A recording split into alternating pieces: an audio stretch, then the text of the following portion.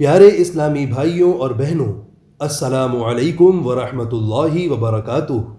ایک بار پھر ہم آپ کے سامنے حاضر ہیں اپنی سیریز اسلامی زندگی کا ایک اور ایپیسوڈ لے کر۔ جیسا کہ آپ جانتے ہیں کہ اس سیریز میں ہم آپ کو روزانہ کے ضروری مسائل سے آگاہ کراتے ہیں۔ تو آج کی ہماری ویڈیو کا ٹاپک ہے جماہی اور چھینک۔ چھینکنا اور جماہی لینا ہم سبھی کی زندگی کا حصہ ہے، مگر ہم میں سے بہت سے لوگ چھینکنے اور جماہی لینے کے طریقے اور ان کے آداب و مسائل سے واقف نہیں ہوں گے۔ اپنے بھائیوں اور بہنوں کی اصلاح اور ان کے اعمال کو سنت کے مطابق کرنے کے لیے ہم یہ ایپیسوڈ لے کر حاضر ہیں۔ اس کو دیکھیں اور اپنے دوست و احباب میں خوب شیئر کریں۔ آئیے سب سے پہلے چند احادیث سماعت کریں۔ صحیح بخاری میں ابو ہریرہ رضی اللہ تعالی عنہ سے روایت ہے کہ رسول اللہ صلی اللہ تعالی علیہ وسلم نے ارشاد فرمایا، اللہ تعالیٰ کو چھینک پسند ہے اور جماہی ناپسند۔ جب کوئی شخص چھینکے تو الحمدللہ کہے، اور جو مسلمان سنے اس پر یہ حق ہے کہ یرحمک اللہ کہے۔ اور جماہی شیطان کی طرف سے ہے۔ جب کسی کو جماہی آئے تو جہاں تک ہو سکے اسے روکے، کیونکہ جب جماہی لیتا ہے تو شیطان ہنستا ہے، یعنی خوش ہوتا ہے، کیونکہ جماہی سستی اور غفلت کی دلیل ہے۔ ایسی چیزیں شیطان کو پسند ہیں۔ بہقی نے شعب الایمان میں عبادہ بن صامت رضی اللہ تعالی عنہ سے روایت کی کہ رسول اللہ صلی اللہ تعالی علیہ وسلم نے ارشاد فرمایا، جب کسی کو ڈکار یا چھینک آئے تو آواز کو بلند نہ کرے، کہ شیطان کو پسند ہے کہ ان چیزوں میں آواز کو بلند کیا جائے۔ ایک اور حدیث سماعت کریں۔ طبرانی نے انس رضی اللہ تعالی عنہ سے روایت کی کہ رسول اللہ صلی اللہ تعالی علیہ وسلم نے ارشاد فرمایا، سچی بات وہ ہے کہ اس وقت چھینک آ جائے۔ اور حکیم نے ابو ہریرہ رضی اللہ تعالی عنہ سے روایت کی کہ جب کوئی بات کی جائے اور چھینک آ جائے تو وہ بات حق ہے۔ یہاں تک آپ کو احادیث مبارکہ کے ذریعے بہت سی باتیں پتہ چل گئیں۔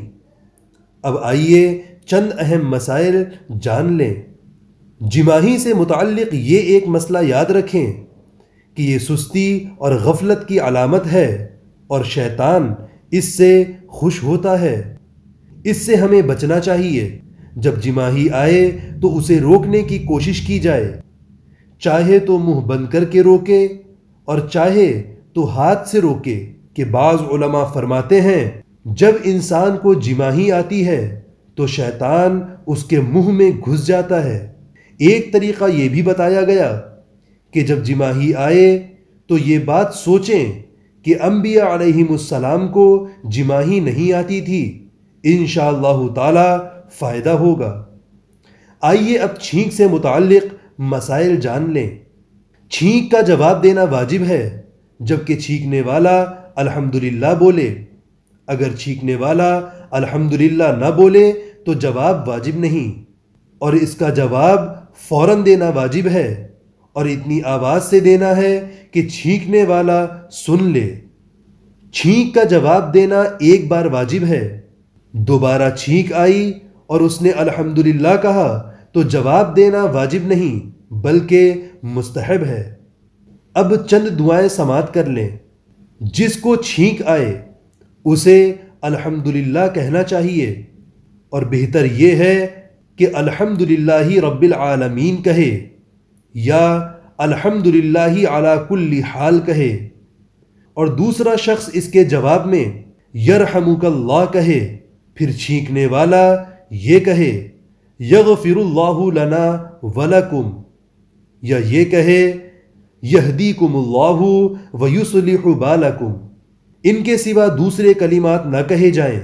یہ تمامی دعائیں آپ کو ڈسکرپشن باکس میں مل جائیں گی، آپ وہاں سے بھی دیکھ سکتے ہیں۔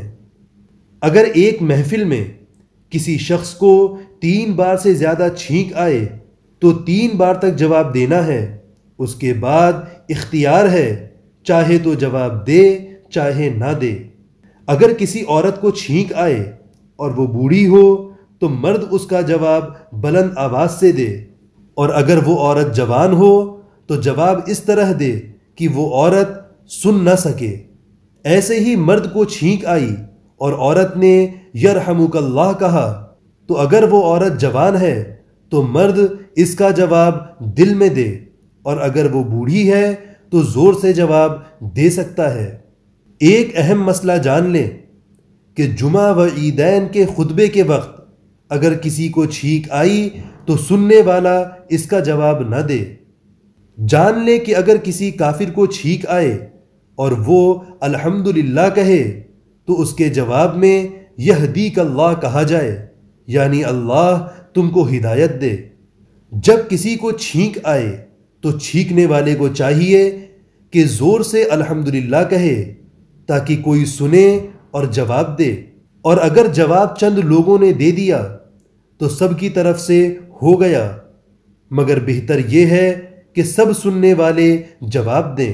مان لیجئے کہ دیوار کے پیچھے کسی کو چھینک آئی اور اس نے الحمدللہ کہہ دیا تو جس نے الحمدللہ کہتے ہوئے سنا ان سب پر جواب واجب ہے۔ ایسے ہی جب چھینک آئے تو اپنی آواز کو دھیرا رکھنے کی کوشش کریں اور ہاتھ یا کپڑے وغیرہ سے منہ چھپا لیں اور اپنے سر کو جھکا لیں۔ ایک بہت ہی اہم بات جان لیجئے کہ اگر کسی کو چھینک آئی اور چھینکنے والے سے پہلے ہی سننے والے نے الحمدللہ کہہ دیا تو ایک حدیث شریف میں آیا ہے کہ یہ شخص دانتوں اور کانوں کے درد سے محفوظ رہے گا، اور ایک حدیث میں ہے کہ کمر کے درد سے محفوظ رہے گا۔ بہت سے لوگوں کو دیکھا گیا ہے کہ چھینک آنے کو بدشگونی مانتے ہیں، مثلا کسی کام کے لیے نکل رہے ہیں اور کسی کو چھینک آ گئی تو سمجھتے ہیں کہ اب وہ کام پورا نہیں ہوگا۔ یہ سب جہالت ہے، بدفعلی یا بدشگونی کوئی چیز نہیں، اور ایسی چیز کو بدشگونی کہنا جس کے بارے میں احادیث میں فضیلت آئی ہے سخت جہالت ہے۔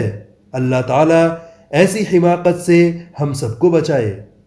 یہ تمامی مسائل و آداب جماحی اور چھینک کے متعلق بیان کر دیے گئے، ان کے اوپر غور کریں اور ان چھوٹی چھوٹی سنتوں پر عمل کرنے کی کوشش کریں۔ آپ نے دیکھا کہ اللہ رب العزت نے کس طرح کا نظام ہم لوگوں کو دیا کہ ایک چھوٹے سے عمل سے کیسے وہ اپنے بندوں کو آپس میں جوڑتا ہے۔ اللہ رب العزت ہم سب کو دین میں غور و فکر کرنے اور اس پر چلنے کی توفیق نصیب کرے۔ السلام علیکم ورحمۃ اللہ وبرکاتہ۔